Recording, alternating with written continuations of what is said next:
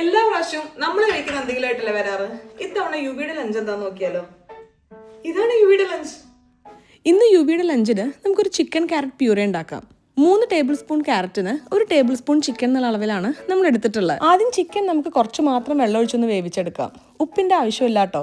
1 വയസ്സിന് താഴെയുള്ള പിള്ളേർക്ക് ഉപ്പ് അത്ര അഡ്വൈസബിൾ ആയിട്ടുള്ള ഒരു കാര്യമല്ല. പിന്നെ ഉപ്പിന്റെ ടേസ്റ്റ് അവർ ഒട്ടും അറിയാത്തത് കാരണം അവർക്ക് അങ്ങനെ വലിയ മിസ്സിംഗ് ഒന്നും വരില്ല.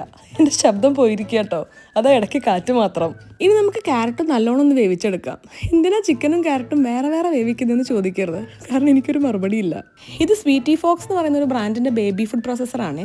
സ്റ്റീം ചെയ്യാനും ബ്ലെൻഡ് ചെയ്യാനും മിക്സ് ചെയ്യാനും ഡീഫ്രോസ്റ്റ് ചെയ്യാനും ഒക്കെ ഇവൻ ഒറ്റൊരുത്തം മതി. പിന്നെ അധികം വലുപ്പമില്ലാത്തത് കാരണം പോർട്ടബിളും ആണ്. നമ്മൾ ചിക്കൻ വേവിച്ചതിന്റെ കുറച്ച് വെള്ളം കൂടെ ചേർത്തിട്ട് വേണ്ട ഇത് നന്നായി അടിച്ചെടുക്കാൻ. മക്കൾക്ക് കൊടുക്കുന്നതിന് മുന്നേ അമ്മമാര് കഴിക്കണം എന്നാണല്ലോ.